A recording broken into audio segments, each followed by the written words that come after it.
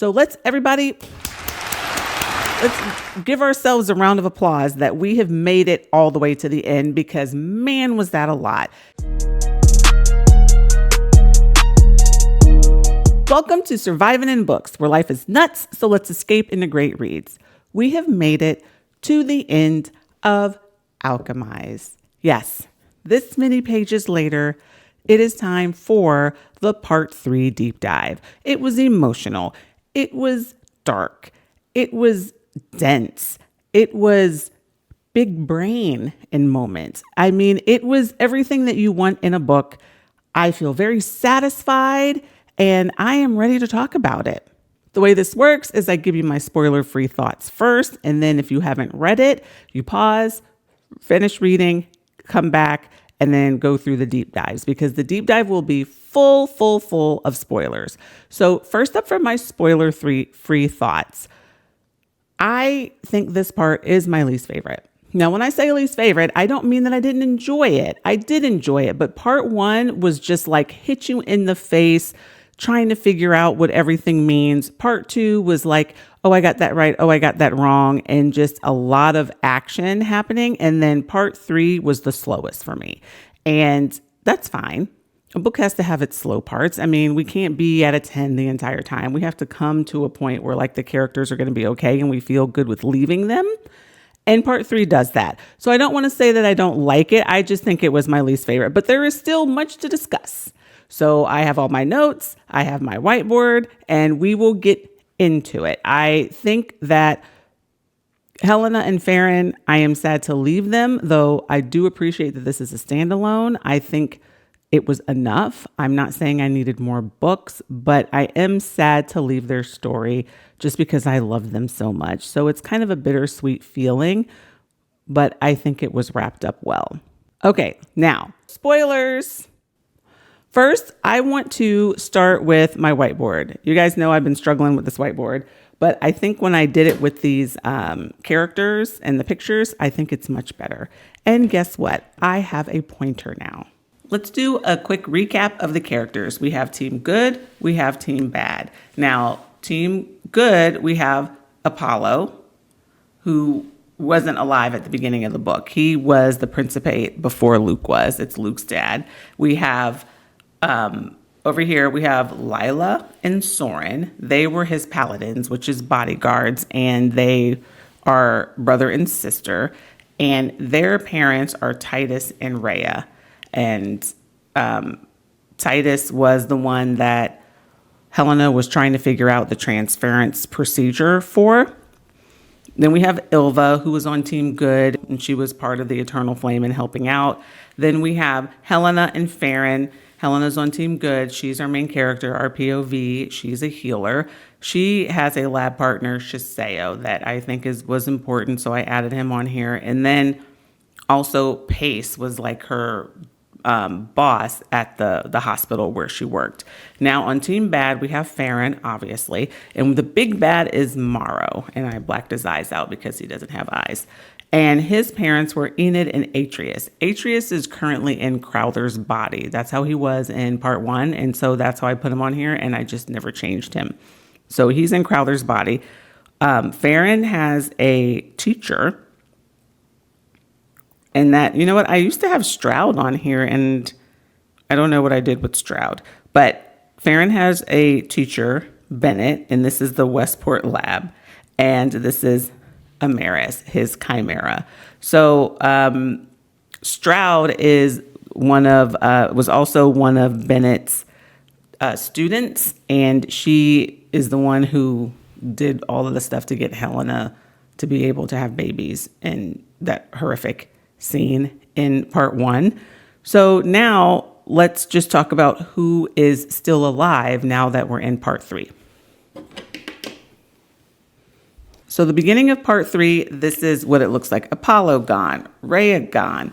Titus was doing horrific things to Rhea, and I don't know if he ended up, getting killed after that. So I didn't put anything there, but I can't imagine he's still alive, but maybe they're using him for horrible things. Soren's gone. Lila's gone. At least that's what we think. Ilva gone. Luke gone. Pace gone. Enid has always been gone. and Bennett is gone. So that is the update of the characters for at the beginning of part 3. I mentioned an interview with SenLinYu when I started part 2, and there were a couple things that I wanted to bring up to keep in our minds as we were reading. One of them was they wanted war to be a character, and everything it touched and every person it touched turned to poison. And we really got that vibe in part 2. Another thing they said was this idea, or what happens in real life, is the healthcare workers or healers, they don't get as much credit as the people that are out there winning the battles, even though they're doing very important work. And Helena did a lot. She came up with a lot. She was very smart. She healed a lot, but she doesn't get that credit. And we will really dive into that more towards the end of the story. But I just wanted to remind you that I had mentioned that from the interview with SenLinYu. Lastly, and I didn't mention this one the last time, was SenLinYu was very inspired by Frankenstein's monster. And she had this idea that if Frankenstein's monster was created by a woman, she wouldn't leave it. And that is what I think is the main thread through part 3, is a woman not leaving a monster that she created. And if you just kind of sit with that, it's very moving, right? I feel that in my bones when I think about this story. So I wanted you guys to have those things in mind as we go through our recap. We remember this from part 1. You're like a rose in a graveyard, right? We remember that? So here we are, our rose. The artwork at the beginning of each of these parts has been top-notch. I have talked about each and every one of them, and I have loved each and every one of them. And I guess people are really connecting with the You're Like a Rose in a Graveyard, because I was at Barnes & Noble yesterday, and there's an Alchemised table, and there's like little pouches that say it there. And then there's like the Ouroboros dragon pen. So I think people connect to that too, like the consuming yourself. But it's great to see that people are connecting with these things, because I think they're really cool and very moving. Okay, so part 3, Helena is starting to remember. And this process of remembering is really painful. Part 2 ended with her getting captured and going into the stasis, and her running these paths in her head to try not to have Ferron be found out if she gets interrogated. Part 1 ends with the memory starting to come back. And so part 3 picks up with where part 1 ended, but it is very painful. She has done such a number on her head. There's pain and just like her trying to mentally reconcile with the High Reeve that we have in part 1 and then Cain that we have in part 2. Like, her mind is trying to understand. Like, she's like, make it make sense. Make it make sense. Meanwhile, her head feels like it's going to explode while she's trying to do that. It says she is, quote, unable to reconcile her simultaneous relief and horror. So can you imagine your memory coming back and the person you love and who you did it for is also the person that you currently despise? That's got to be wild. That how you can process that, I don't know. Helena is stronger than me, but I already knew that. She thinks of the obsidian that she left him and how Mandel was killed by it. And she asked, was that you? Are you the one who killed the Undying? And he says, yes. And so there went her hope that there were some leftover resistance members and someone was going to come rescue her. No, it was Cain. And I called it, because Mandel was not nice. Mandel did a horrible thing putting her in that stasis tank. And anyone who messes with Helena has to answer to Ferron, just like Lancaster, which I called also. And lo and behold, Lila is alive. Ferron got somebody else somehow, some way, and said it was Lila, and that is who they have strung up. Lila was able to escape. Ferron got her, like he said he would, with her baby in her belly, to safety. And by this time, she has had her son, and Ferron says that she always threatens him bodily harm whenever they see each other. So I thought that was funny. Like Lila's got that spirit, and I'm glad to see that it has not dampened. He asks what she remembers of him, and it seems like he's searching for her to remember how in love they were. And she tries to remember, but then her lungs start rattling, her jaw starts snapping shut, and her head starts jerking. And she has I'm going to call them fits. From this point on, because of all of the damage she has done with her animancy to her own brain, she will suffer fits. And from all of the just physical trauma of being imprisoned and everything that happened with Cain, and probably the wreck that's been on her body since she's been a healer. I mean, all of it is a lot. And now she will continue to suffer from these fits. She will get short of breath, her head will hurt, etc. from now through the end of the book. All of that, and then her being pregnant. And the amount of stress that pregnancy does, if you've been pregnant, you know, it is a lot. That also has caused her to burn out, and she's been unconscious for a week. And that was like she had a seizure, and then she was unconscious for a week. She asks why he killed everyone. And he said it was the only way that he could keep looking for her. He looked everywhere. He combed through bodies. He went to the lab looking at registers, the lists. He was looking everywhere. And so he thought that if he got put in charge of rounding up all the missing resistance people, that he could chase leads. So if he was the one to find them and bring them back, then he could question them. Have you seen Helena? Have you seen Helena?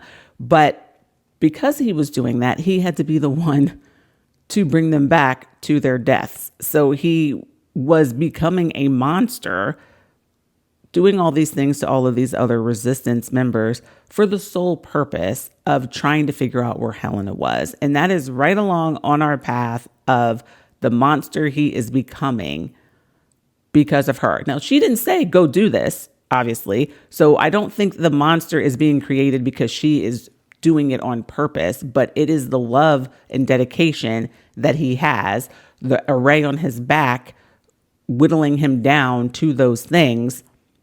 All of that is making him into this monster. Quote, Cain she knew, but Ferron was a monster.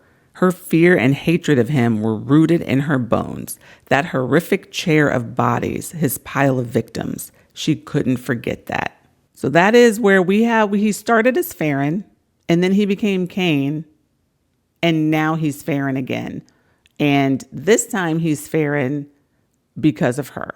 Can you imagine how Cain must have felt, or what was going through his head when Helena shows up at his doorstep and has no idea who he is? Like, he has been searching high and low for her, any and everywhere, killing people, hoping for leads, becoming more and more of a bad guy for his quest to find her. And she shows up at his doorstep and has no idea about how much they mean to each other. He goes through her memories, and there is zero about him in there. It is just her being a healer and being in stasis and Luke. And then when he looks at her memories and then he takes his hand down, he says, "What is it you think you're protecting in that brain of yours? The war is over. Holdfast is dead. The eternal flame extinguished. There's no one left for you to save." Cain, she's trying to save you. Cain, she is trying to save Cain. This is genius. Genius. It was here the whole time. Masterful. Like, that is what this is about. That is what she did to herself. She did it for him. He is out there trying to save her. She is out there trying to save him. And they just can't get out of their own ways, bending over backwards, trying to save each other. And it just all turns to crap. Now, when he said that, this quote here, did he think that would jar her memory? I wonder, because it seems a little dangerous to say that in front of Stroud. Like, who is it you think you're protecting? But unless he was hoping that maybe it would, like, something would like flicker on in her mind and would help her to get her memories back. I don't know. Going back to present day, he tells her that Morrow can see in the house. So she understands now why Kane has been performing the way he has and why he's been acting so cold and distant, because Morrow has eyes everywhere and he can see. He can't see in the room, though. So that seems to be like a space that he doesn't have access to. She's in her room and a Necrothal is feeding her soup. She's trying to eat, but it's, difficult because she's just kind of a mess. And she thinks of the transference procedure and the nullium tubes in her wrists and how Kane wouldn't have known anything about these things. And that makes her think of Shiseo. And that makes her unhappy that Shiseo would bring these ideas to the bad side, to Morrow.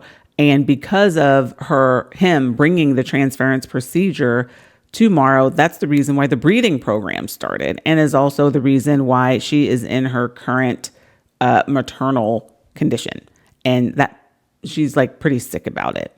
Kane lets her know that Shiseo turned himself in, identifying that he was part of the Imperial family and offering research in hopes he would be the one called when she was found. And he offered up the transference procedure to stop Morrow for like forcefully wrecking Helena's mind to find what he wanted. And Morrow's powerful enough that he probably could have done it. So Shiseo was thinking on his toes and came up with a solution that would keep Helena's brain intact and was hoping that it would lead her back to Ferron. Shiseo didn't know that the breeding program was going to be a result of that. He couldn't have known. And so Kane is kind of like, you got to cut him some slack on that. And she does. He twirls the ring on her finger, and then she has like a moment where she remembers it because you can't see it because she hit it with the nullium or the Morinshi, whichever version of it was she used to dip in it so that she can't see it, but it's still there on her finger. And I do think that a certain someone mentioned that it was probably there. She brings up that he's married, and that's a little awkward. He says he had to, but I'm pretty sure that there wasn't like a consummation of this wedding and this marriage, because I remember Aurelia, I don't know who she was talking to, but saying that as soon as they got married, he like left and like went to live somewhere else. But he said he had to do it. So he's like trying to do what he can, but I think he stayed faithful to Helena in this time. He takes her to the library, hoping it will be a distraction for her because she likes to research and she likes to read, but it's big and dark and scary. And she had been in the dark for quite a bit before this in the stasis tank. And so she's like, well, can we kind of do this later? And he agrees. And then at the end of this interaction, she says to him, be careful, don't die. And he answers with right. And that is very different from the way that he's answered in the past. It's just right. So that is an indication that things are not copacetic between them. And they've got some things that they need to work out, some things they need to get off of their chest, because this interaction is not the way it normally goes.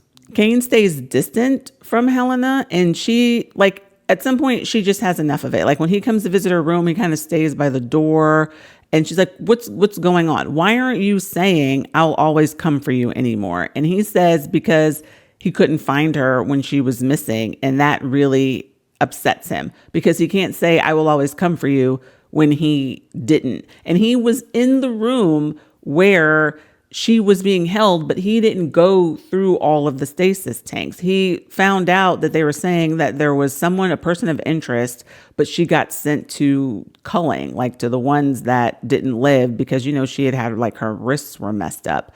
So I think he just like looked at the bodies instead. He didn't go through the stasis tanks, and he's beating himself up about it. And that's why he says, I can't say I will always come for you anymore. And it's just, he's so full of rage.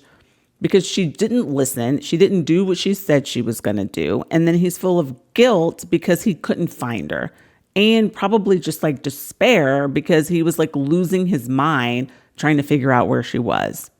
But he says he will not fail her this time. He has a plan.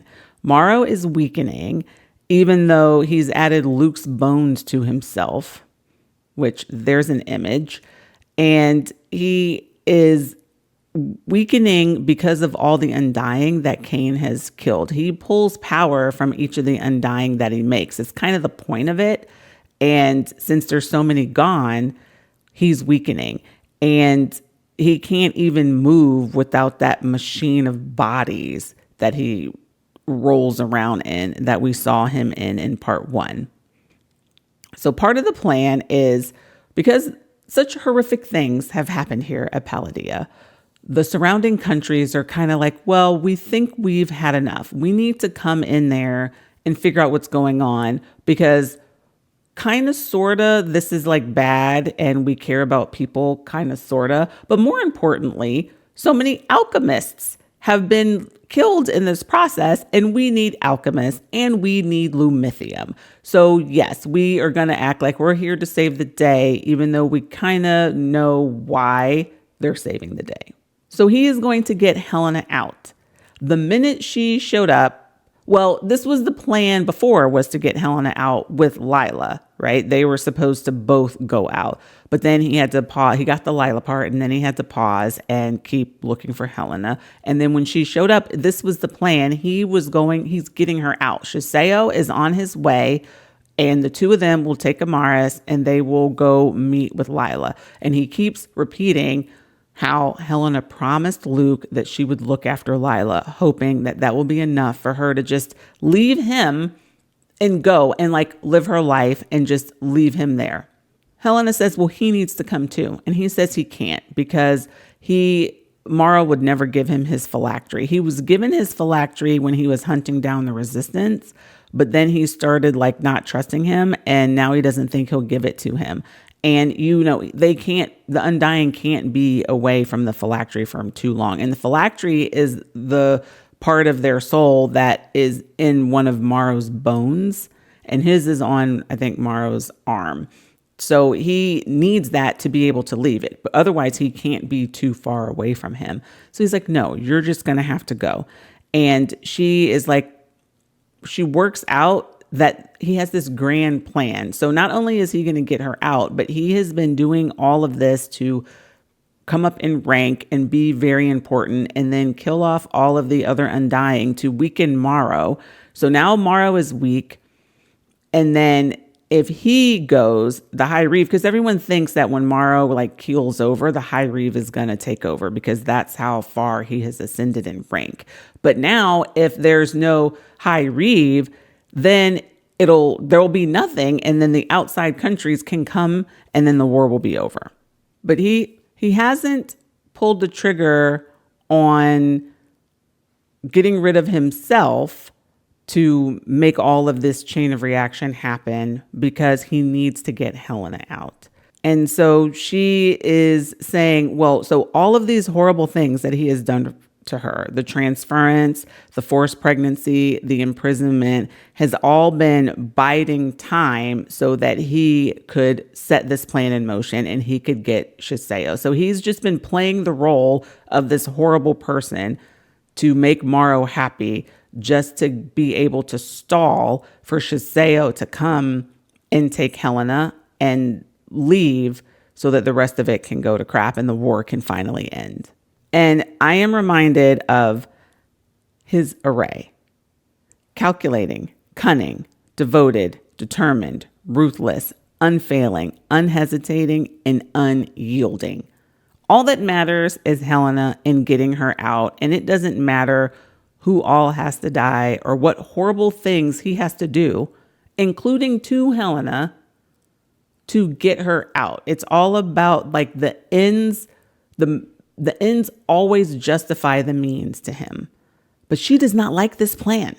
Quote, "This is the best I can do, Helena. I'm sorry. I know it's never been enough for you." Cain, his name came out jagged. He sighed, resting a hand against the doorframe as though it were propping him up. I know you want to save everyone. You always do. Unfortunately, that's not a talent I possess. At least this way, you'll see the war ended. I can give you that. No, she said forcefully. He looked up at her, his face hardening. You always said you wouldn't choose me over everyone else. I am chained to a sinking ship. I will not take you with me. I was lying. The words came out, a scream. I wasn't good. And then she has a fit. So she does not like this plan. And all along, she was never going to give him up. Even she would say that, back in part 2, like he is not worth the mission, the eternal flame, the good winning over bad. And she's saying here, like, yes, I said all those things, but I was lying. I'm not willing to give you up. And they decide to have like an agreement. She says, well, let me at least work on trying to find a way to free you from Morrow until Shiseo comes. And he says, that's fine. You can do that, but when Shiseo comes, you're leaving. And if any of this affects your health, then you have to stop. And so they have an agreement. But what is the point with making agreements with Helena when she just breaks her promises and does whatever she wants anyway? So I'm not quite sure why he agrees to these terms, because I don't know how he thinks he's going to get her on Amaris. Maybe with Shiseo and him, the two of them can just kind of manhandle her and strap her down. But I don't see why he believes her when she says that she'll go. Kane is having spasms in his hands, and Helena's like, what's going on? Why aren't you regenerating as well as you used to? And he said, with so many of the Undying gone, Morrow has to pull even more energy from the ones that are remaining, and that is affecting his healing. So he still got rid of the Undying despite the cost to his own health, because he just doesn't care about his life or anything. It's just getting Helena out and Helena being safe, no matter what happens to him. They sleep in the same room. He's hesitant about it, but she's like, we need to find our way back to each other. And he like is sitting on the floor, but they're holding hands. And she wakes up holding his hand, and he takes out the nullium tubes. Her wrists are in bad shape. So when he takes them out, her resonance comes back and she tries to heal herself, but there's so much old tissue damage that she can't do that much. And at some point she kind of gives up, but she is able to use her resonance now. When he leaves, she says, be careful, but instead of don't die, she says, come back to me, all right? And he says, I will. So that's some progress. That's a little bit of progress, I would think. Kane tells Helena that when she leaves, she'll be too far along to have an abortion. But there may be some vivimancy or some surgery things that she can use to get rid of the baby. And up to this point, we haven't really mentioned much about the baby. And I was reading this and I was kind of like, oh yeah, there's a baby that we need to consider. So when he leaves, she feels for the baby with her resonance, because as a vivimancer, she can do that. If you remember, Lila was able to know when she was pregnant very early on, because she also is a vivimancer. So she could feel the baby. And then when he comes back, she says, I'm keeping this baby.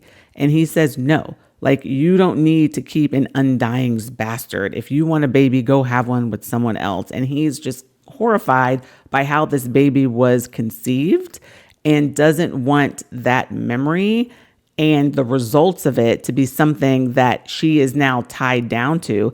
But she says that they were both victims of that circumstance. Okay, here's a quote. You're mine. Yes. This is Helena, by the way. You're mine, she said, heart pounding unsteadily against her ribs. Did you really think I would still hate you once I remembered? She shook her head. Even before I did, you were the only thing that ever felt safe. I thought I was going mad, but a part of me always knew you. I left a note. Didn't you get my note? I love you.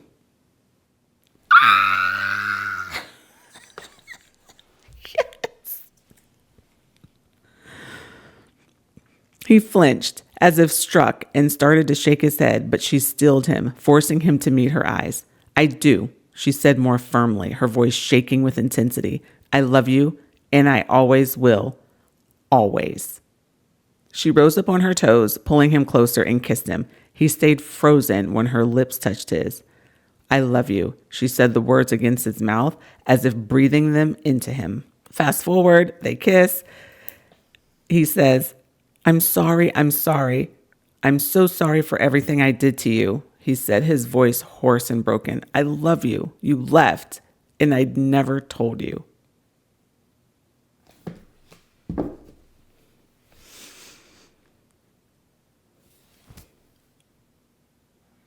That was a moment. Okay. Shroud comes back, and so she has to hide all the research that she's doing, and she has to put the Nellium tubes back in, and she breaks out the residence screen, and turns out it's a girl. Sucks for you, Morrow.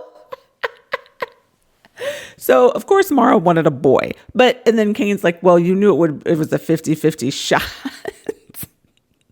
But Shroud is like, he will not be pleased. And Shroud also reiterates that she doesn't think Helena will survive the pregnancy. And Kane looks very concerned. And so remember when I said I was very confused about vitality in part 1 and part 2? And now I'm confused about vitality still in part 3. I don't think we ever get this answered. And it is something that I am just going to always be super anxious about, because I just don't understand the toll that Helena has. I want to know how much of her toll has been taken and how much she has left. Like, I don't want her just keeling over one day. And we get a little bit more here, a little bit more.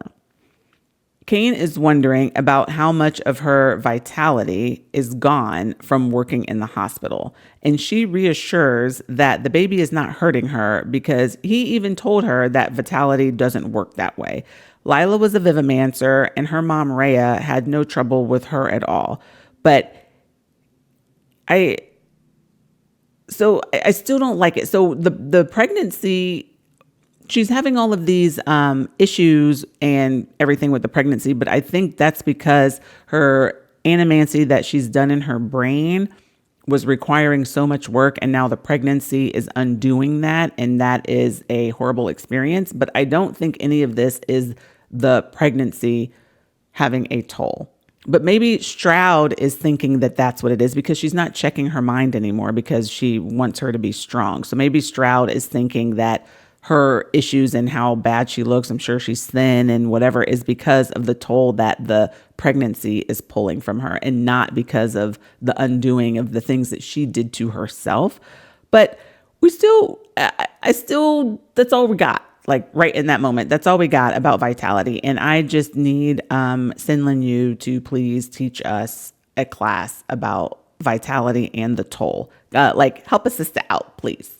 And Helena brings up that she felt like she was dying, and when she slipped into a coma, there was a light coming from Kane, and he did something with the stone, and this is the explanation that we get.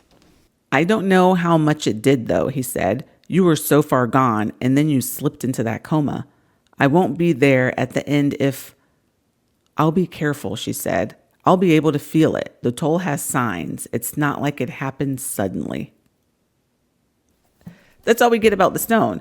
Like, I was wondering what happened. Like, she was going into a coma, and then there was this glowing light, and then she was like gonna be better. And well, then like the memories started coming, and that's all we get about that. So I don't know how he used the stone, how he like on purpose used it. That's all we get. Moving on, they go for a walk through the maze hedges. Morrow only watches the courtyard, so that's where they're able to talk and act like they like each other. So Kane tells her stories about his childhood, and she realizes he's giving her what she wants, because she said she was keeping the baby because she would always be wondering, well, what color eyes does the baby have? Do they have your eyes? Does they have your hair? What kind of resonance would they have, if any? Or would they be someone who doesn't have any? And she wants to also be able to tell her daughter about Cain, her father. And so now Cain is he's throwing her a bone in that regard and telling her stories of his childhood, and his mother's name was Enid. And she says that that is a good name. They agree that that's a good name. So it's very high emotion. She struggles to breathe at some point, which is like her new normal. And again, she will continue to have fits throughout all of this. They try to have a moment when they're back in the house, an intimate moment, to replace the old memory of the conception of the daughter that they're having with a new memory full of love, not force, both of them being forced to do something they don't want to do. But it doesn't work out. Helena's brain goes back to the past and they have to stop. And she looks at his body and it's covered in scars. And she asks him, what does Morrow do to you? And he says, anything he wants. And what a mess. And Helena hasn't been there to help heal him throughout all of the horrible things that Morrow has been doing to him. And he's been enduring it to look for Helena, and now enduring it to help her escape. The research that Helena is doing, she is utilizing Cetus's work, because apparently, like, they all thought it was just like ramblings, but turns out he actually knew what he was talking about, and he's the one who created the array that made the Undying. So she needs Cetus's work. She's got some of Bennett's work, a little bit of Cain's work, some of Shiseo's work, and then a sketch of the array that Wagner drew, or Wagner drew. I can't remember, but it's a sketch of what he remembers Cetus using or Morrow using, whichever you want to call him, when he first started creating the Undying, because Wagner was there. So she is got all of these things, and she is trying to figure out what's going on. In the room, the array is still there on the ground, but it's like hidden. There's like extra marks and things on it to make it so that nobody knows what it's supposed to be. I guess so Morrow didn't want other people to learn this power, but her animancy can recognize patterns that would be a part of an animancy array, because this is an animancy array. So she's on the floor kind of guiding her fingers, and she's like, yes, it would turn this way. No, it wouldn't turn this way. And she is able to slowly kind of figure out which of the lines of the design are actual lines in the array and which of them are like decoy lines. While she's doing this, her heart starts to spin out of control, or beat out of control, I should say, and she collapses. She later finds herself with Cain and in her bed, and he says during the imprisonment in her pregnancy, the stress of it all, she has developed an irregular heartbeat. And he thought that she would be able to manage it if he just kept her calm. So that's why he didn't bring it up. But turns out that's not the case. And so she needs to know about it. And so they argue. Cain says, you need to stop this. You promised that you wouldn't do this if it affected your health. And she's like, I need to do this for you. He says, you need to focus on your help because that's what you promised. And she says she gets to keep her promises to Luke and to help Lila and her son, but she never gets to choose him. And he says she promised anything he wants, and says how terrible she is at keeping promises. And that's what I have been saying. Like, why do you keep making agreements with her and promises when she is terrible at keeping them? So, like, what's even the point of saying you said that you would stop if it affects your health? Because she's not going to stop. She's not. So just save your breath, Cain. Save your breath. They compromise again, and she keeps researching and visiting the array, but she always goes when she has Cain with him. She only goes when she has Cain with her, just in case something happens, he can use his vivimancy to help her. Then Cain has to throw a party to show the Undying that everything is under control. Stroud wants to parade Helena around. She's barely showing, so she stuffs something up in her belly or in her clothes And then she parades her around and says, look, this is what the future is. This is what we have to look forward to. At first, the people are kind of like, what? Like even the Undying are like, this seems a little much. And she says, do not think of it as a baby. Think of it as human materials with the right resonance. She says that she's learned about growth acceleration from Bennett. And as soon as the fetus is viable, I think she's going to like remove it and then use this growth acceleration that she's learned, and it will be a new body for Morrow.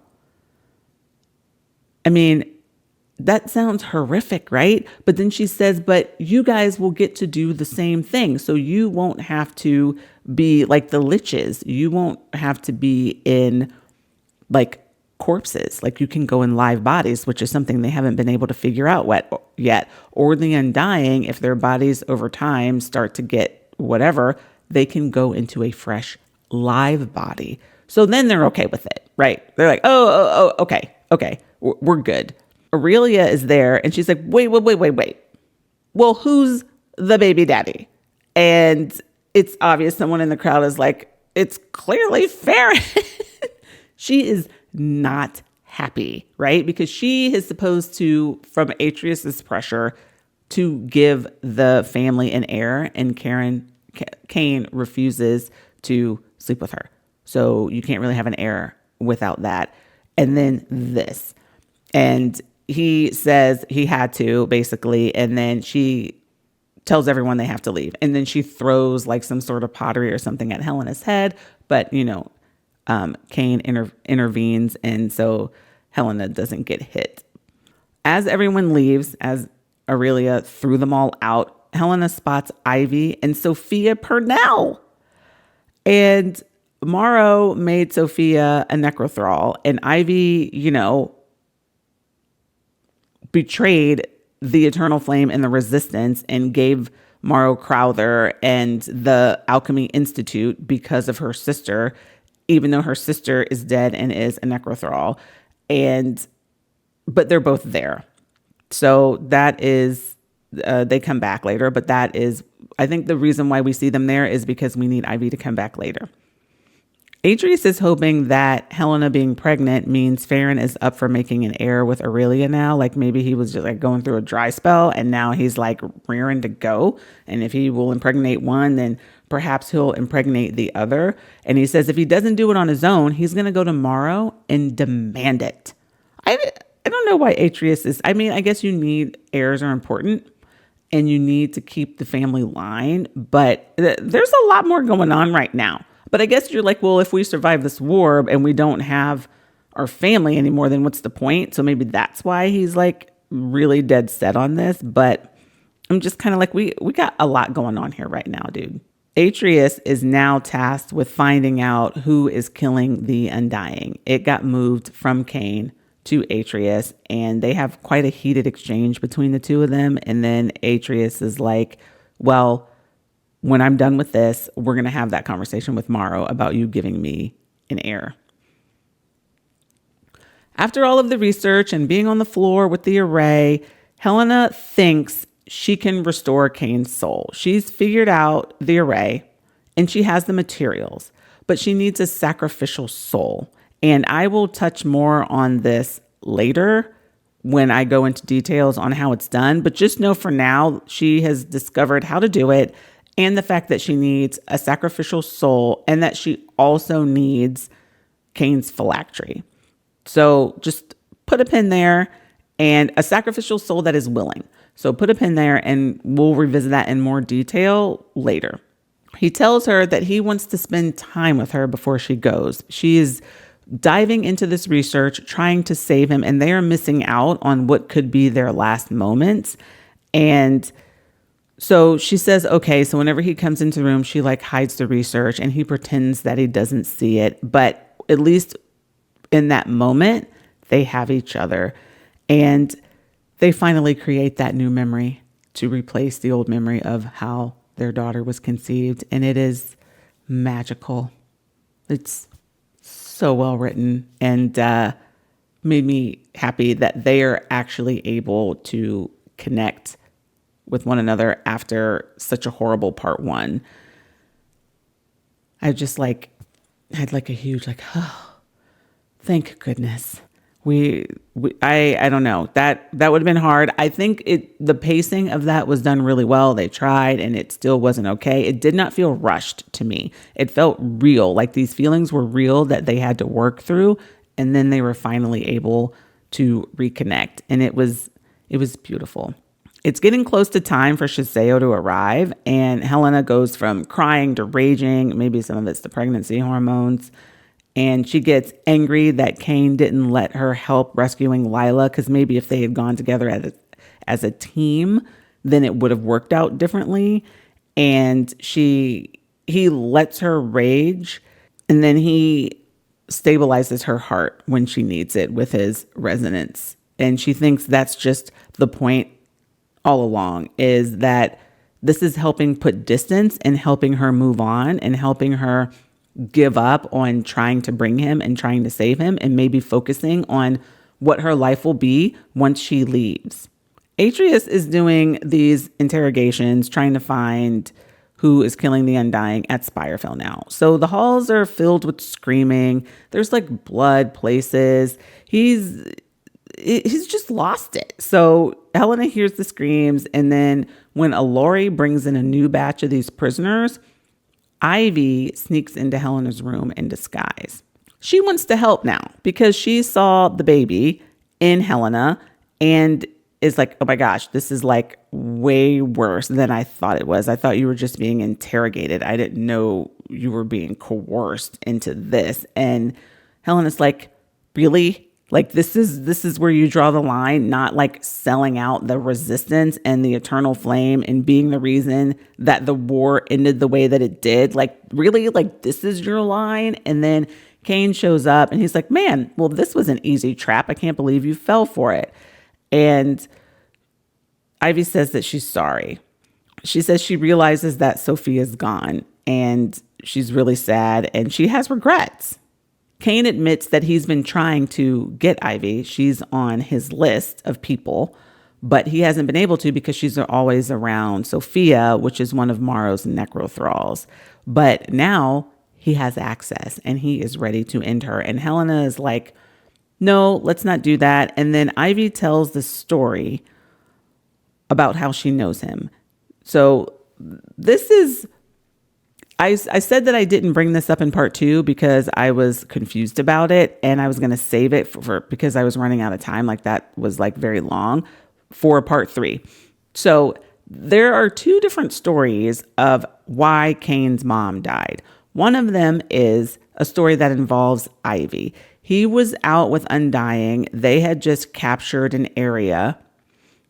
And what they did is they killed the mom, reanimated her, and then not Kane, the other Undying, and then made the mom start to beat up the daughter, one of the daughters, the older daughter. And then they brought the younger girl, which was Ivy, to Kane for him to come up with a plan for what to do. And he ran. And Ivy remembers seeing him run. And because he ran, they all chased after him. She was able to take her sister and escape. And her sister was so traumatized by the event that she was just kind of like a shell of herself. And then eventually she just completely forgot it. And the 2 of them survived in the slums and, the rest is history where they become. So she remembers him from that. But when he decided in that moment, Kane did, that he's getting his mom and he's going because these people, this is not what he's signed up for. This is awful. He goes home.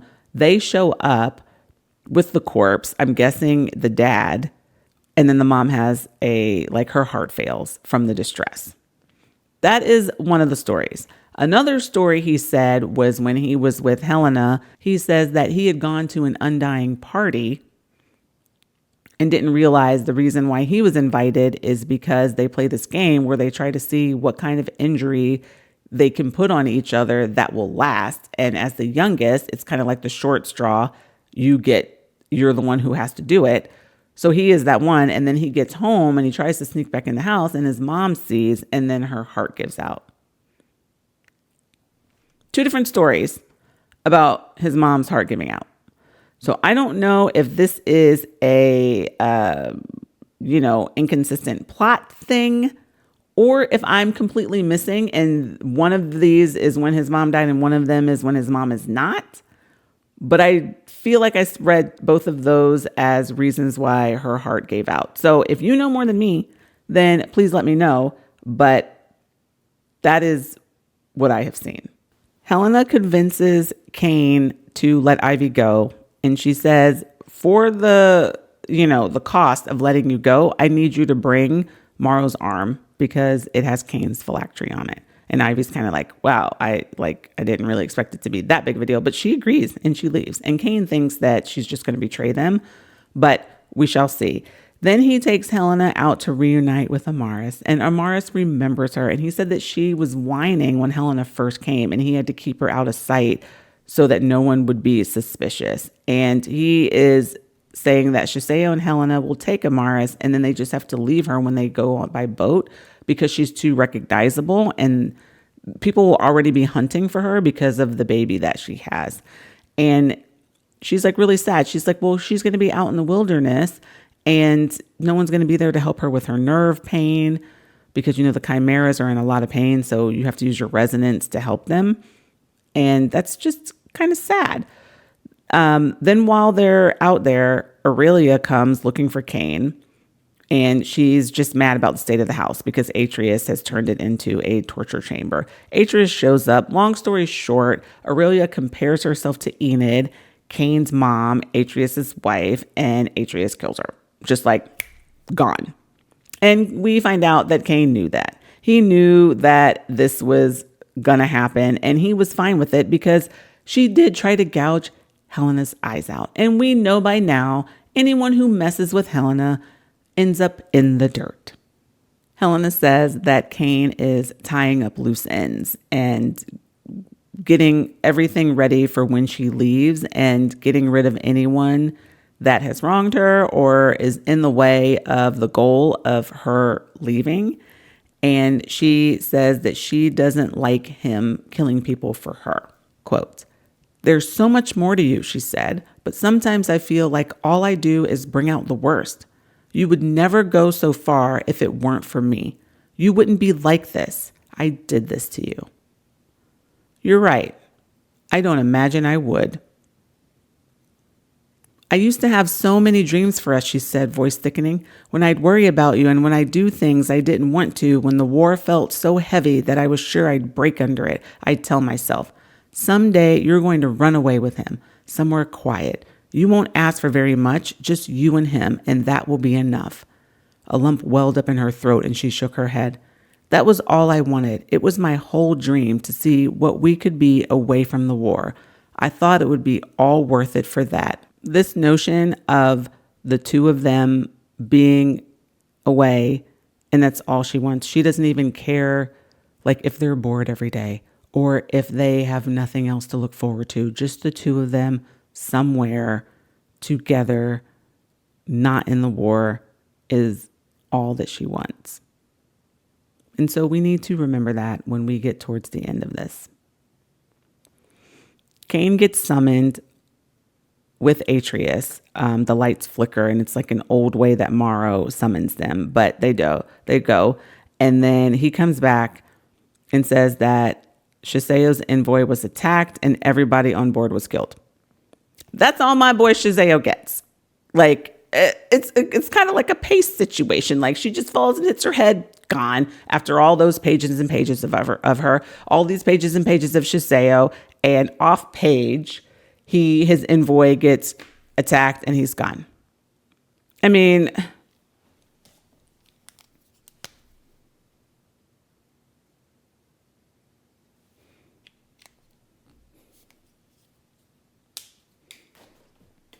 rip my boy Shiseo.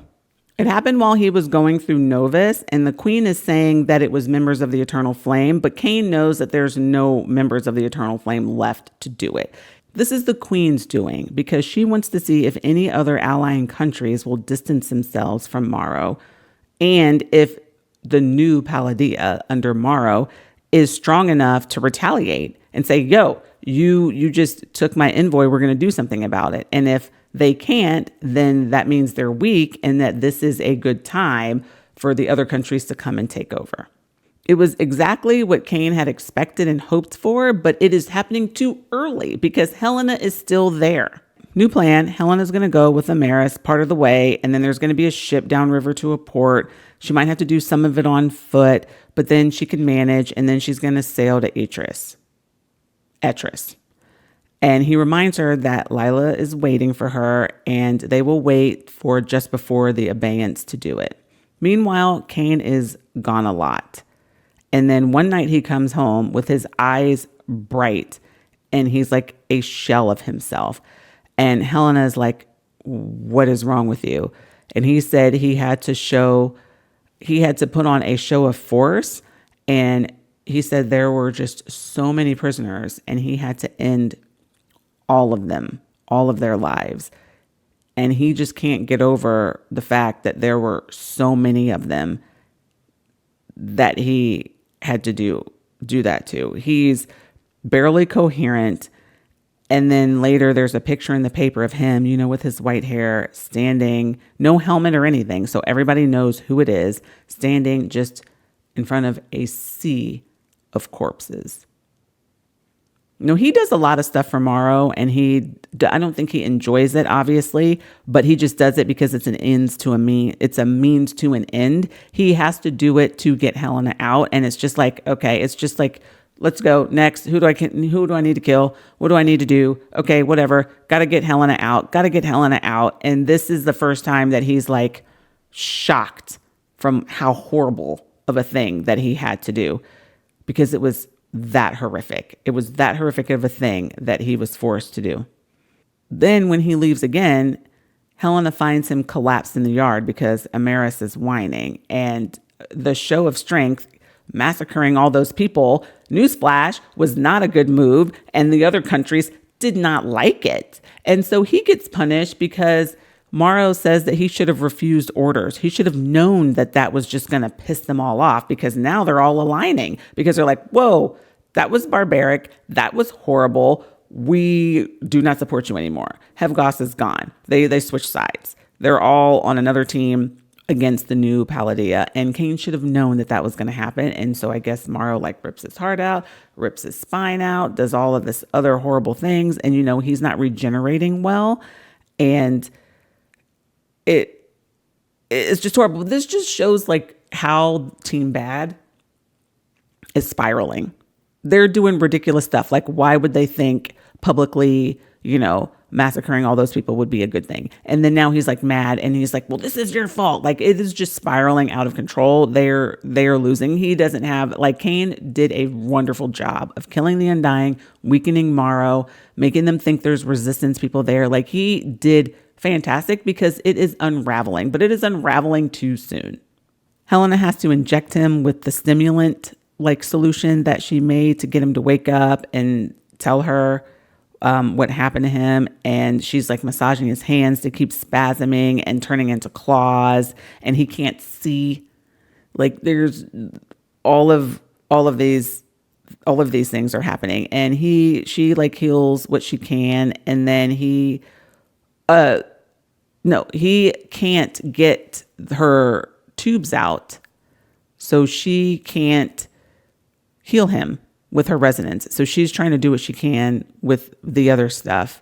And then I think finally he's able to help her get them out so she can help him a little bit, and he rests a little bit, but not a lot. And then Atreus tries to talk to him because he's leaving again on Amaris, and Cain, I guess, ignores him, or they have a bad interaction. And that is the straw that breaks the camel's back, because Atreus has now had enough. So he goes to Helena's room, banging on the door, saying, he needs to talk to her. She doesn't come out. So he starts burning it, because he is in Crowther's body, who is a pyromancer. So he is burning through her door because he is convinced she knows where the person is, or who the person is that has been killing the Undying, because she was part of the Eternal Flame, so she would know who that remaining member is. He remembers her from the day of the bombing, but there is no record of her being capable of someone that could do something like this. Like I was saying, like at the very beginning of this part, like Helena's just not really in the records. Part of that is on purpose, Crowther and them keeping her off. And then part of that is Kane like going through and making sure there's no mention of it. And also part of it is that she never got really recognized for any of the things she did. So he's like, you must be hiding who it is. And he's in Crowther's body, and Crowther responds to her a little bit, and Atreus can feel that. Like, she must be important. She must know something. She says she doesn't know, and she figures out that the reason why Atreus is trying so hard to find this person is because Morrow probably threatened that something bad would happen to Kane if he doesn't. But I also think like Morrow would not forgive him for doing anything to the baby that's supposed to be his future body. But somehow in his mind, he thinks finding this person is more important than that, and Morrow would forgive that. But I don't think that that's true. I think that Morrow's going to be very upset. Like, I think Atreus, like I said, everybody on the bad side is just kind of spiraling out of control. So he's burning her back, trying to get her to talk. And then she finally tells him the truth and says that you won't be able to protect Kane with this information because the person is Kane. And he's like, no way, no way. And she says she is the last leader of the Eternal Flame, and there was a spy that helped her, and she was the handler, and it was Kane. And she shoves her resonance into his head and lets him see Kane talking about what happened to his mom, and that being the reason why Kane is actually against Morrow. And she flies by a couple scenes. One of them is her telling Kane that she needs a sacrificial soul, like a willing soul. And that, that is important for later. But then he sees Kane talking about what happened to his mother. And then Kane always comes. He shows up. He is disgusted with his father because his capture was the beginning of the end for the family. Even though Atreus was just always trying to do the right thing for his mom, he just kept making stupid decisions while he was doing it. And Kane didn't tell him what happened with his mom because Atreus is like, why didn't you tell me? Why didn't you tell me? And he says, because you would have just gotten in the way of my work. So they're outside now because like the house is in flames and the Necrothals are trying to put it all out. And Ivy shows up like in a chaotic, like driving this thing with Morrow's arm, and it has Kane's phylactery. Sophia helped her get it. Morrow doesn't really watch the Necrothals anymore because the bad is chaos, again, as I say. And Sophia always listens to Ivy, apparently. And she took it and gave it to Ivy, and then Ivy ran with it. So Kane gives her his obsidian knife, and then she runs off. And then Helena has to convince Kane to allow her to free him because now she has the phylactery. But they don't have the willing soul. And then Atreus is like, I'm a willing soul. Like, I'm the willing soul for this. And Kane is like, absolutely not. So Helena they go inside and he tries to heal her back. And they have a conversation, and she's like, you have to let me do this. Quote, she inhaled. I know you don't want to believe it's possible because hoping terrifies you, but I would rather die trying to save you than live knowing there was a chance I didn't take it. She could feel him wavering. You'd promised we'd run together, she said. Remember? He dipped his head. Why is it that I have to keep all my promises, but you never seem to keep a single one of yours? She shook her head, tilting her face so their foreheads touched. The first promise I made to you was that I'd be yours for as long as I live. I'm keeping that one. We have another mention of how horrible she is. I mean, this was a very tender, great moment. Yes. But another moment of him saying that you are a horrible promise keeper. But she justifies all of this, that saying, despite all of that, she is keeping the very first promise that she made to him, the very first one in the beginning. And so all the rest of the promise breaking is irrelevant because she has always been keeping that one. And I think that was a very clever way of getting around it. And I do find myself feeling less annoyed by her promise breaking. So like it worked. At least it worked for me and it worked for Cain. I don't know if it worked for you. Anyway, Atreus and Cain are on board. So let's get this show on the road. I am going to describe to you what this process is. Step 1, she fixes the array etched on the ground because the fire had messed it up.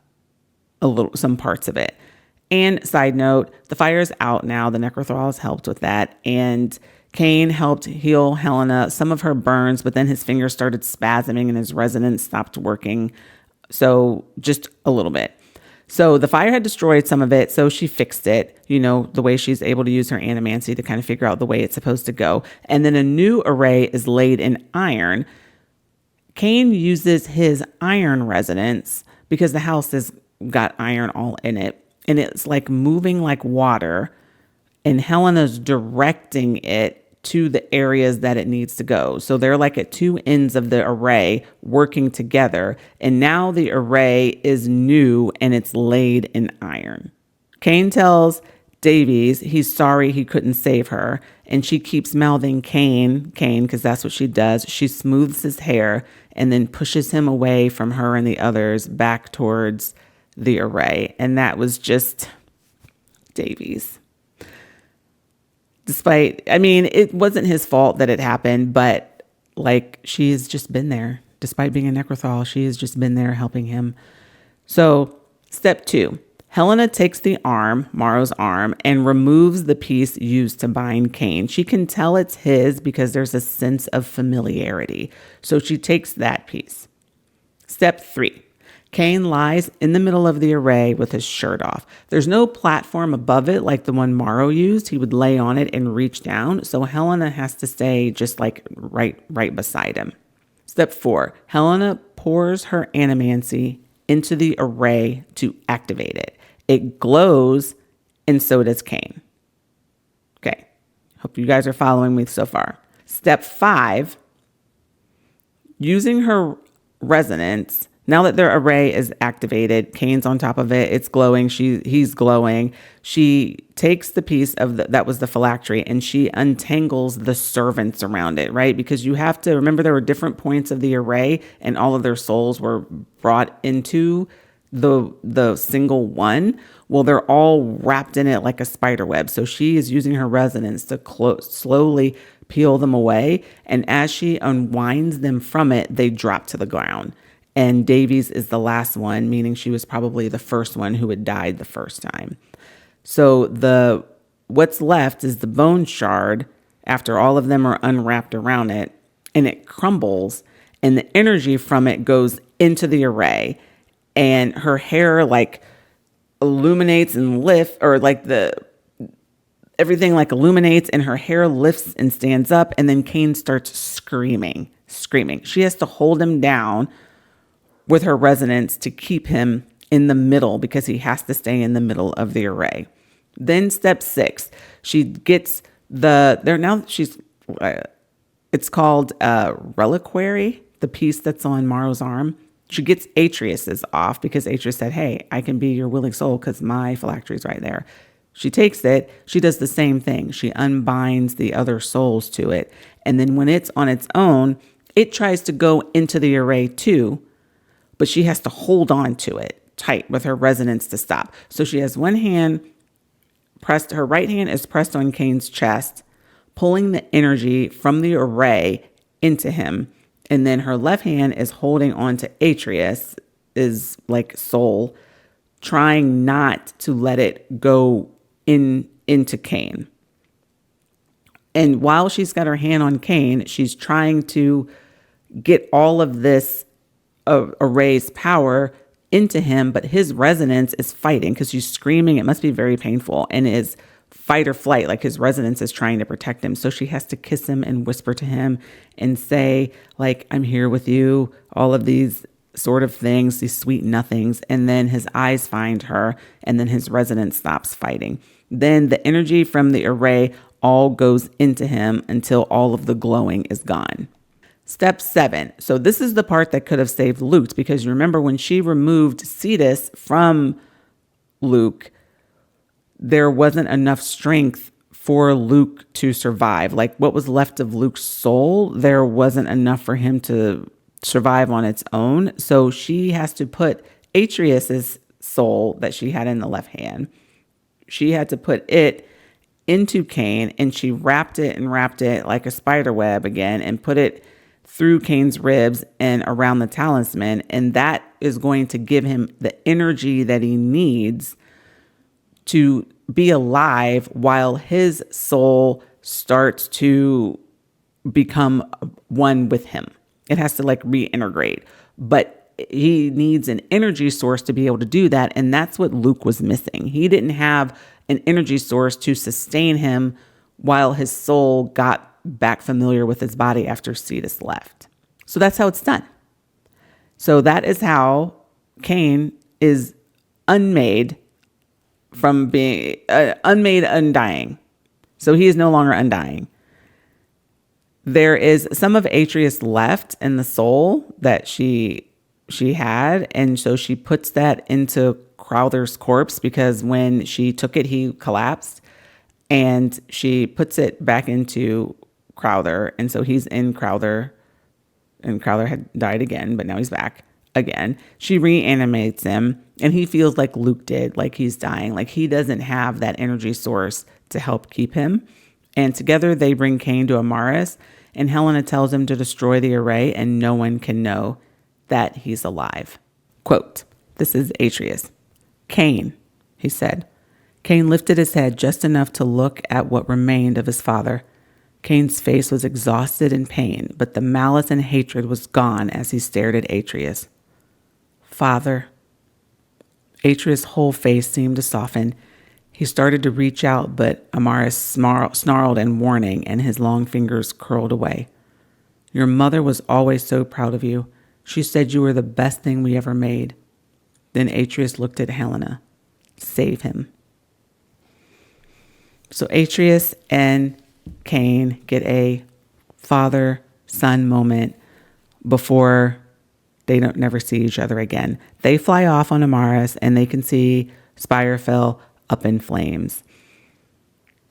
They are now on their journey to reconnect with Lila.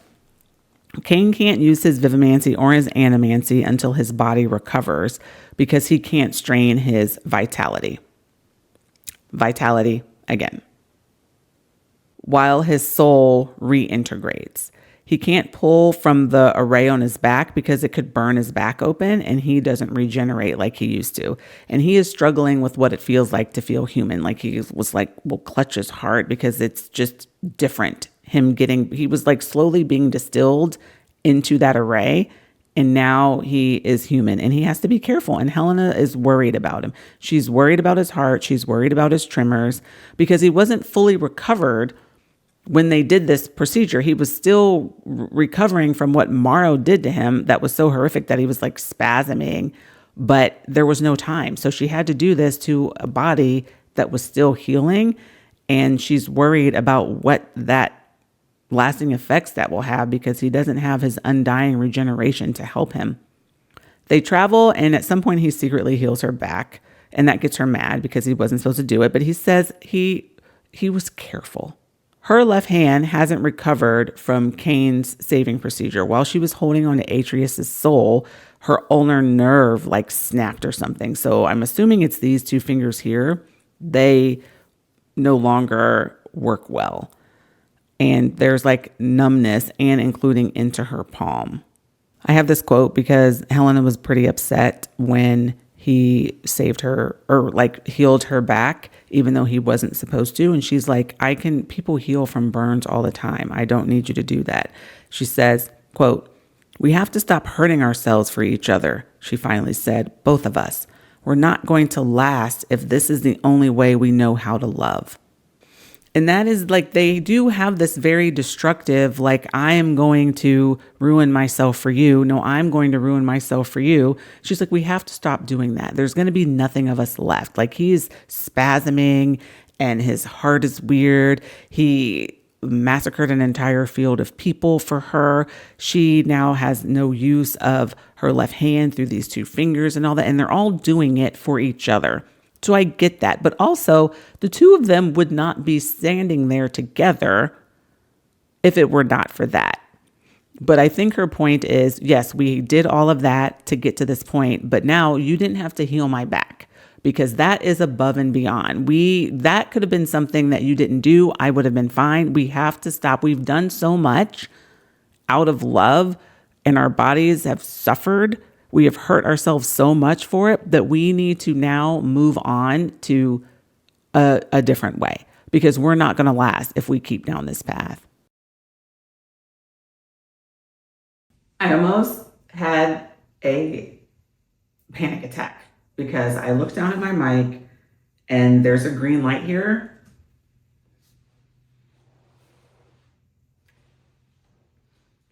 And it was off. And I was like, whoa, what is that about? And turns out my phone died. And I plugged it in and the video was missing. And then I Googled it and I said, what happens to a video if you're recording it when the phone dies? And it says it is likely lost or corrupted. And that was after an hour and 45 minutes of filming. And I was about to melt into a puddle on the ground and sob. But I plugged it in and the video was there. So, technology. Am I right? Technology. So I listened back and I think I finished with the quote saying that they can't continue to hurt themselves for each other because there will be nothing of them left. And yes, I am glad that they are having that conversation, so that maybe that was necessary before. Now maybe we can move on to not doing that, so there is something of us left. They make it to the sea. And Lila is there. Her hair is brown now, and she has Pole. And he's a cute little shy baby boy, and he looks so much like Luke. So Helena starts to have one of her fits when she looks at him because of the resemblance to Luke. Cain dyes his hair brown. Then he and Helena discuss putting Amaris down. Sweet Amaris. And he says she's too noticeable. She can't come. Helena's like, you shouldn't do that because we love her. She's been nothing but good to you. And I can't bear the thought of putting an animal down. Like was very much hoping that was not going to happen on the page. And he is saying that he can't believe he's stuck on an animal of all things. Of all the things that he's done and all the people that he's killed, this animal is where he's going to draw his line. And so they do decide to leave her as they head to Etris, and she's alive. Thank goodness, because that would have been very hard for me to read. Despite reading all the things that I've read, that may have been a deal breaker for me, because Amaris. Anyway, they are now on their journey. And I just want to say, like, from here to the end of the book, I think most of the time would not be a part of the book. You know, it would be an epilogue or it would be bonus chapters, but we're going to actually see happening on the page them recovering as best that they can from all of the horribleness that has happened to them in part 1 and part 2 and part of part 3. We're getting that in real time. We're getting how they connect with each other, how they move on, and how the war ends up getting wrapped up in Palladium. All in these chapters. So I love Helena, I love Ferron, and I was happy to have more of them to read about on the page. But it was weird for me because I'm not used to having that. Usually the story probably would have ended with them going off to Etris, and then later we get these bonus chapters or epilogue afterwards. So that was a little different for me. But we're going to go through it because it's Helena, it's Ferron, and I will always talk about Helena and Ferron if given the chance. And so while they were traveling, Helena and Ferron together with Amaris, they would stay in a cabin, or they would stay, they would just sleep next to her or whatever. But they were already connecting and bonding, and I didn't want to not mention that. While they're traveling, they see a newspaper, and it is spreading the good news that Cain Ferron has died from a resistance attack. Eternal flame banners are also being raised, and countries are uniting against Palladium. They make it to the house, and it is just great. Cain did such a good job with putting all of these things in place, like how they would get there, the house that they would stay in, how he did it, like, from overseas, getting everything together. And it just worked out really well. So yes, props to Cain for making this happen. And now they are trying to make a new normal. Helena is anxious with dread that the worst is not over. It's like a very big, okay, now what? Like, after living so many years of like just horribleness, what's the latest bad thing happening, to just be like, well, what now? Well, what now? It's a very difficult thing to, after being through so much, to not worry that other stuff is going to come. And so, but first things first, they sleep. She knows that Cain needs rest, so she acts like she is still sleepy when they wake up. She's like, I'm just gonna go do this. And then they go back to sleep, and then he goes back to sleep. They are catching up on so much lost rest. More newspapers come. Cain, Aurelia, and Atris are said to have been found among the wreckage at Spirefell. So wonder how they pulled off Cain being there. Not sure. Atreus must have done that. And Ivy is said to have done it. She was undying, which I didn't catch that when she came to visit. She was with Morrow.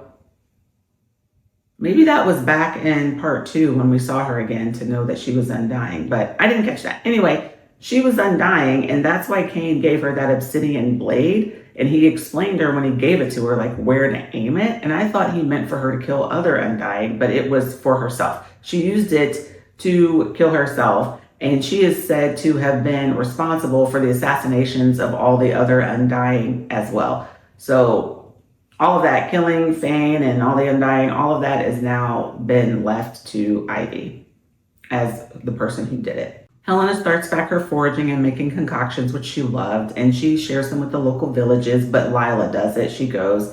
Cain struggles to adapt the most. He's always paranoid and kind of not sure what to do with himself, because he was only good at soldiering, basically. And then Amaris shows up, and he's so happy. They're all so happy that she's there, and she stays hidden during the day, and then he takes her out at night and they fly, and that kind of gives him back his purpose. Helena makes a brace for her hand, and she transmutes it to help move her fingers when her other fingers move. And then she has a baby. Cain went into the village before this and got all the books and fancied himself an obstetrician, and even put Helena on bed rest a month before she was due. And he and Lila delivered Enid, and Enid was born with Cain's silver eyes. Cain doesn't want to look at his new daughter at first. He's very haunted about the way she was conceived, and he's having trouble reconciling, like getting over that to be the point where he can be a good father. And he doesn't think that he deserves to be around her. And Helena tells him that they're starting over. And she's like, that was the point of running away, so that we can have this moment and we don't have to worry about any of that. We are starting new, and she is here and she needs her father. And then when he finally looks at her, his eyes change to, quote, possessive adoration. And he spends so much time talking to her. He talks to her more, baby Enid, than he has ever talked to anyone in his life, including Helena. Enid and Pole become fast friends. Pole has pyromancy, and Enid has healing ability. Back in Palladium, the Liberation Front is what they're calling the allied countries. They successfully take over Palladium. And there's all these cheers, but Helena can't help but think, well, why couldn't you have done that earlier? Why did you have to wait for things to get this horrible for you finally to step in? And they are showing the conditions that the people were living in under Morrow's rule. Just the starvation, the slums, the just unkept, just how everybody was struggling to survive. They're showing that as, look, we have saved these people from that. When the story maybe should be, we allowed this to get this bad. And this is really an interesting concept to think about with like real world implications. When like there's always debate about when you should step in and help and when you should mind your business and just do your other home things. And it always seems to be that the country will step in when their own interests are threatened. So the alchemists are being wiped out. The threat to Lemmithium is there of them not having it. So now the allied countries want to step in and they think they can win because Morrow is weak. So despite the atrocities happening before, it wasn't worth it. And then now it is. And it's like, oh, well, we're saviors. Like, look at how horrible this is. We're here to save you. And it's like, yeah, you could have helped before. Morrow is still at large. The repopulation program makes the papers. And like, what do you do with those children and those moms? And Stroud disappears. Lila one day says she has to go back. We kind of all knew this was happening. She's a warrior. She's a warrior. She's not meant to just hide and play house. So she's like, I'm leaving Pole with you. Everything is being erased that happened. And I need to be there to make sure that that doesn't happen because we lost really good people and their memories need to be saved. So she wants to leave Pole with them.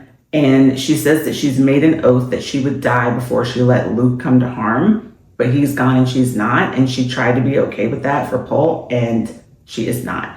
So she goes back. Helena refreshes her bomb-making skills, and Cain trains Lila on combat vivimancy, and he does not take it easy on her. So with her training and Helena's bombs, she goes back, she uses the bomb and her techniques, and she blows up the alchemy tower, and she kills Morrow. And she leaves, dragging his corpse behind her. Lila's going to lead the reconstruction of the Alchemy Institute, but make it better, more inclusive, and even include a vivimancy department. So there's a vivimancy field of study for people. You will no longer be treated like a black sheep. That's great. So fast forward a year and a half later, Lila comes to get Pole. He is not going to be Principate because there's no longer a Principate, because no one can get the image of Luke surrendering out of their head, even though he wasn't surrendering, but that's the image people have. So that's done. And maybe for the best, right? So Lila wants Helena to come and to run the vivimancy department, but she won't leave Cain. And she's like, Cain can't go back because everyone knows him as the High Reeve. Like, he is in the papers. And then Helena says this to Lila, quote, "Love isn't as pretty or pure as people like to think. There's darkness in it sometimes. Cain and I go hand in hand. I made him who he is. I knew what that array meant when I saved him. If he's a monster, then I'm his creator." This is what I was talking about at the very beginning of this video with what SenLinYu said about Frankenstein's monster. And if it was a woman that created him, she wouldn't have left him. So that quote right there is exactly what I was talking about. And it just really sums it up and puts a nice little bow on it. But there's still more. Cain found out where Stroud was and she's gone.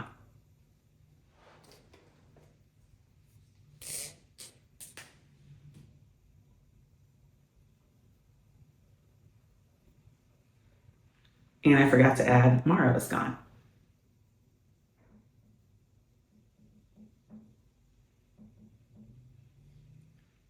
And Atreus.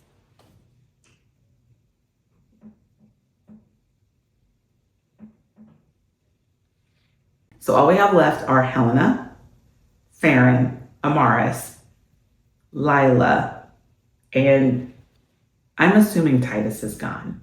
But I don't want to write that because I haven't seen it, but I imagine he is. And I didn't add Pole or Enid, but they obviously are alive as well. Cain found out where she was and got rid of her, and Helena's mad because he didn't admit it to her. She just saw in the paper that she had been found, and she's mad. She's mad that he is still killing, and he's like, of course I am, because of what she did to you. And she's like, but I'm so mad, like, can you just stop doing that? But then also she's glad she's gone. So she's having like these conflicted feelings and she cries. Then we fast forward to a final scene, and it's of Helena and Cain holding hands as they watch a steamship carrying Enid, who's going to the Alchemy Institute, disappear. And Helena says, well, what do we do now? And Cain says, anything, whatever you want. And that is sort of a callback to when she was saying that she wants them to run away together. She won't ask for anything else if it could just be the two of them. And so you wonder, like, can they be happy? They've been through so much. Can they just sit still? Because now they don't even have a child that they need to raise. Can they just enjoy each other, reconnect, and just breathe? And I think, yes, I think they can. I think they will be happy to just have each other. I think Cain will settle. I know that he was like pacing a lot and worried about safety, but I think he could relax, and eventually he'll be able to stop dyeing his hair because Helena really wants it to go back to silver. I think that they can be happy because I need them to be happy so that they will be happy, right? Because that's what I need. So I'm going to put it out there that they will be. The epilogue is in Enid's POV, and she's in Palladium, and she runs into Penny. And Penny is like, thinks she's Helena at first, but then Enid has to pretend that she doesn't know who Helena is, and Lila has to like brush it off like, oh yeah, she does look like Helena, and kind of explain to Enid who Helena is because Enid's acting like she doesn't know. And that sucks. Like, she can't even like be Helena's daughter despite like all the things that Helena did. And then Enid sees a book in a bookstore called A Comprehensive History of the Palladian Necromancy War by William Dover, and she opens it and reads the public opinion on Cain Ferron. It's the latest book on the topic, and it covers all the deeds that he did, all of the bad things, which are true. Like, all of the killing and whatever under Morrow is fair. It is true, but the reasons behind it are not correct. There is nothing about spying for the resistance to help and being a double agent and having to do these things to help keep feeding information. There's nothing about Helena in it. It is just all of his bad deeds. And if you list them up, it's pretty horrendous. And, you know, that's the reason why Helena says that they couldn't go back. There's no mention of Helena in all of her contributions. The bomb, the obsidian knife, the armor, the tablets that she takes that you can take to calm yourself, the stimulants that you can take, the nullium tubes, which I guess those are bad, so probably shouldn't be attested to her, but none of it. The only thing of her is there's a caption of a photo that she's in with Soren and Luke that Lila took during one of the Solus celebrations. And the caption says that she died as a prisoner before the liberation and was a non-active member of the Order of the Eternal Flame. Non-active member. What? Okay. This is what I was saying. SenLinYu was talking about this idea about healers not getting their credit that I talked about at the beginning. This is just like dotting that I and crossing that T and just sticking our flag in that part of it, and it is enraging. Lila has offered to set the record straight, but Helena says no. She says no, don't do that. Like, it wouldn't be safe. So Enid says that when she's talking to Pole about it, she says she can't blame them for wanting to move past it. Whenever Enid tries to talk to Helena about what happened, she says Helena has to take pills and clutches her heart whenever she thinks Enid doesn't notice. And Cain looks at her thinking that Enid will hate him when she talks to him about it. So she's happy to have Pole and Lila to be able to get this information without distressing her parents so much. I have one final quote that I want to read. This is when Helena and Cain were watching the steamship and watching Enid go. Quote, she squeezed his hand. You realize why she's going, don't you? Cain winced. Yes. Helena rested her head on his shoulder. I suppose it was inevitable. Letting things go isn't really a trait of ours. So the connection that Enid has to Pole, she's got that those family genes of like when we love something and we want something, we're all in.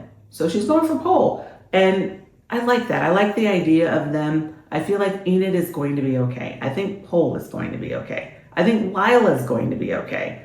I think Helena and Ferron also will be okay. I think everyone is going to be as good as they could be. None of them are living this crazy happily ever after, in my opinion. It's all like happy adjacent, but it's the best that we can realistically expect. And so I'm okay with that. Do I love a happily ever after where all is forgiving, all is right in the world? Like Cain is like, it comes out who he is and he can go back and he can be around his daughter at the Alchemy Institute and he's like a professor and Helena's a professor. Yes, I would have loved that. I would have absolutely loved that. And yeah, but I am okay with this because it feels a little cheap to give us that after enduring all of this and just being like, okay, yeah, well, they went through all that, but we're just going to erase it and everything's fine. Because in the real world, you're not fine. You don't go through all of that and end up fine. Cain still spasms. Helena can't feel her fingers. You know, they can't go back. I mean, there are real life consequences for the war that they have endured. And this is the best that we can hope for them. And that is all I have. That is the end of Alchemised by SenLinYu. I hope you enjoyed this as much as I did. I have never done a deep dive this long before, but I think this book deserved it. I love this book. I gave it my best read of October. We shall see if it becomes the best book of the year when I do my best book bracket. It's got some steep competition, but it was great. I will be thinking about this book for a long time. The amount of brain power that I put into this is a lot, but I enjoyed every single second of it. I absolutely loved it. I'll talk about this book with all of my friends. I'm all in. Yeah, I think that's all I have to say. What do you guys think about this book? Is it your favorite? Did you love it? What parts did you not love so much? And what parts did you love? Just like, let me know in the comments. Like, I would love to have a discussion going. Or if there's things that you think that I interpreted differently than you, yeah, I'm all about it. Like, let me know. I'm here to learn. So I'm going to leave it there. Please like and subscribe. It is really helpful for the channel. So I most appreciate that. And I will see you next time. I post usually what the order of the videos are. So off the top of my head, I can't actually remember right now because my brain is all alchemized. But look for that. And I post every Saturday. So hope to see you there.